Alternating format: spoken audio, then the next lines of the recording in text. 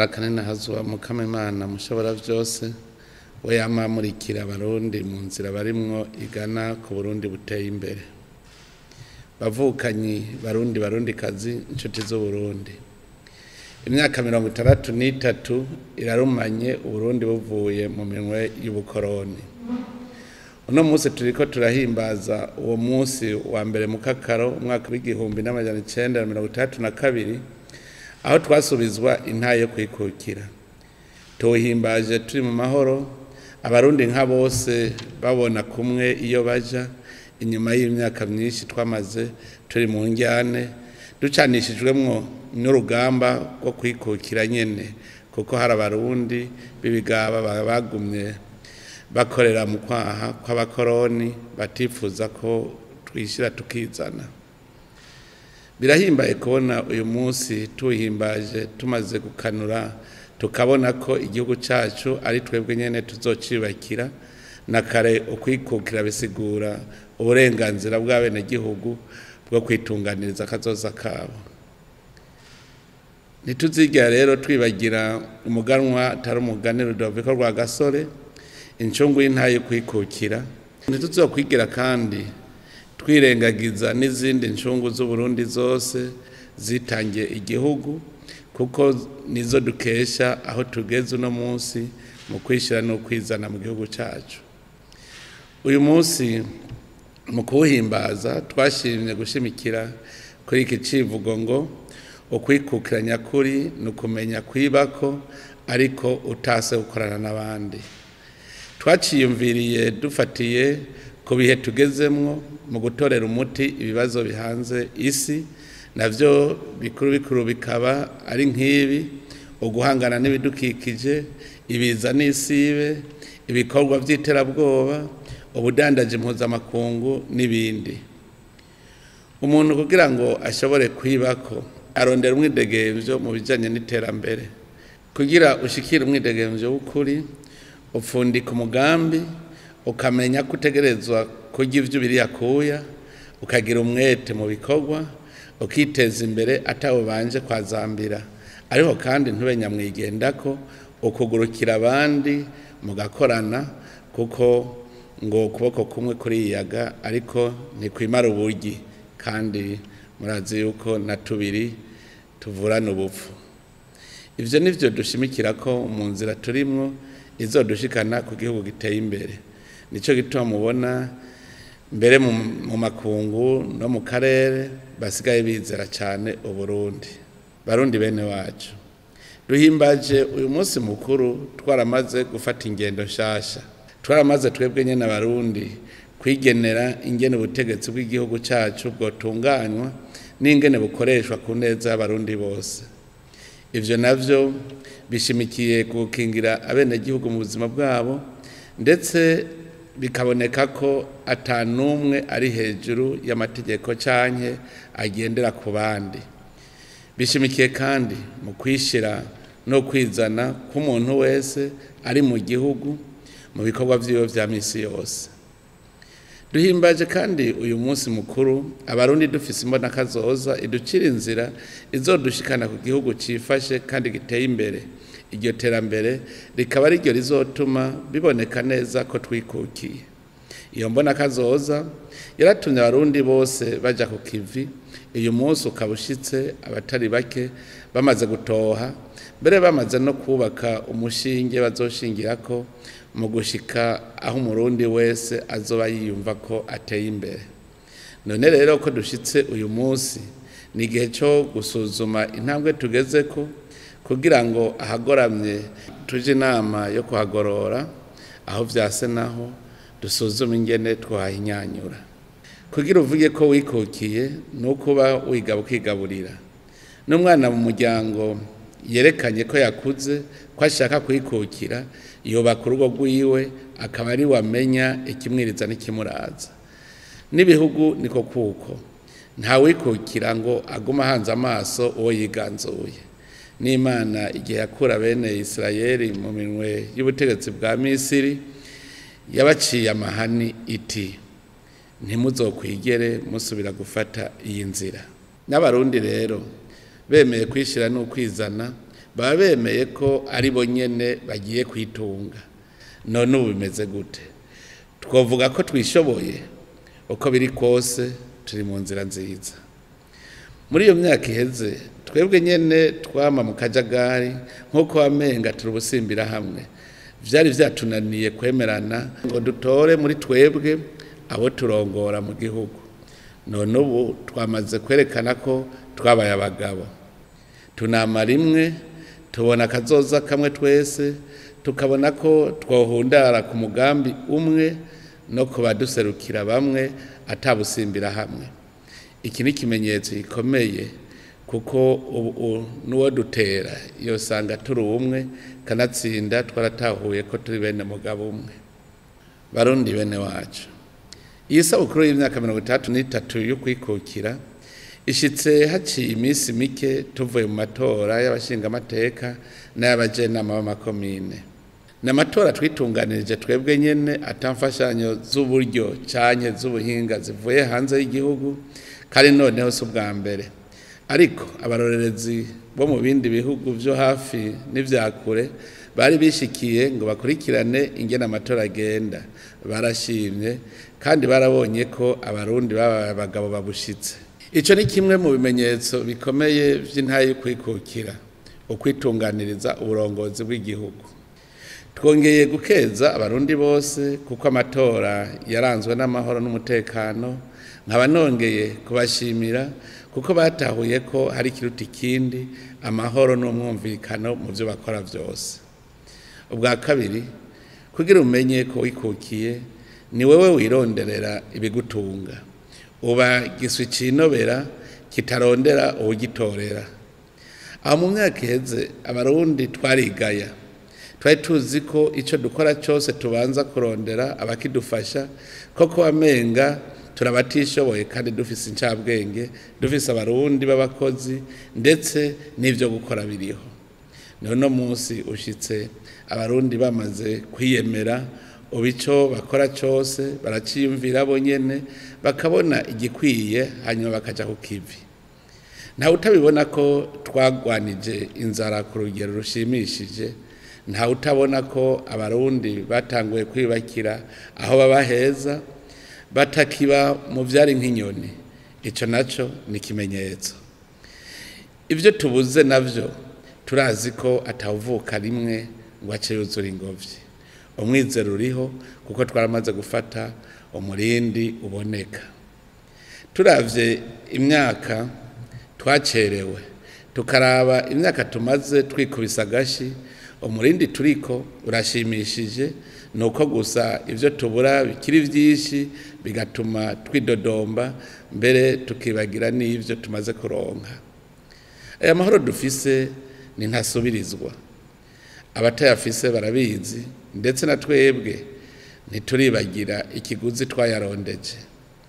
Umwumvikano dufise mu mice yose y'abarundi n'umutahe, kuko niwo utuma dusenyera ku mugozi umwe, tugaheza tugatera imbere nk'umuzinga. Uyu mwimbu dufise mu mfungurwa siko vyamye. Gufungura neza nayo niyo ntango y'ubuzima bwiza bw'abantu. Ibi nivyo bituma tugira umwizero wakazoza. Barundi kazi, dusubire tuvyibukanye, ntihagire uhendwa ngo ahirahire agwanye demokrasi turimwo, kuko azogwanije igihugu cyose, azogwanije abarundi bose, azoba ari umwasi w'igihugu. Uwo hirahira nkuko umuhisi nyiricubahiro Ndadaye Melchior yakunda kubivuga, ngo abarundi bose tuzovira hasi rimwe, tumugwanye tumubohe. Ahubwo nimuze dushimire Imana, dushimire incungu y'intahe yo kwikukira, dushimire incungu ya demokrasi, dushimire nabo bose bashize imbere ya vyose ugukunda igihugu, ubumwe, amahoro n'umutekano, tugendera mu makanda yabo, dutsimbataza intahe yo kwikukira, dushize imbere ibikorwa. Rurunganwe turimwo, harageze ko natwe tugira ico dukoze, imvyaro zizokurikira zizotwibukirako. Naco si kindi ni urugamba rwo kurwanya ubukene ngo tubategurire aho bazoshikira hatekanye kandi hateye imbere mu byo bakenera. Mu bijanye n'iterambere nyene ubu twarabonye aho twari twarahombeye. Ubwa mbere kwari ukubura indongozi zibushitse zo gutunganya no kubungabunga itunga rusange. Intwaro ibereye nitanga intumbero y'ibikorwa ikegeranya amakori n'amatagisi kugira ayo nayo akoreshwe mu migambi y'iterambere rusange. Intwaro ibereye kandi iramenya guha intumbero abenegihugu mu kuvyaza umusaruro itunga kama Imana yaturemeye. Icya kabiri kwari kutamenya ko dushoboye kandi dufise vyinshi twokora.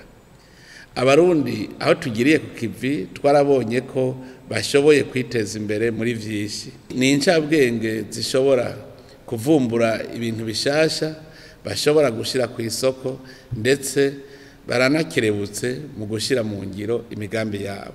Aho mu myaka iheze hari habuze ishaka mu Barundi n'umwete mu bikorwa vy'iterambere no mu kwitwararika ivy'igihugu cacu. Ariyo mpamvu uno mwaka twawise umwaka w'umunyamwete. Umwete utazoherana n'umwaka turimwo, umwete urama, umwete tuzoraga abana bacu, umwete w'imyaka yose. Kandi turabona ko Abarundi benshi cyane cyane urwaruka rwakuye amaboko mu mpuzu rukijukira ibikorwa. Naho biri uko turacabona indongozi zigira sindabibazwa ziguma ziyicariye gusa ngo zirindiriye intumbero kandi biyita ko ari bomboneza z'abandi. Turacabona kandi Abarundi bakirondera intumbero y'ivyo bakora kuri bakava amahanga nk'uko umengo ntibaracuka. Mbere hariho n'abakibona ko amashirahamwe mpuzamakungu ari yatwara Uburundi iyo bafise ikibabakiye ariyo baja kwitura nk'uko umengo nta butegetsi buri mu Burundi.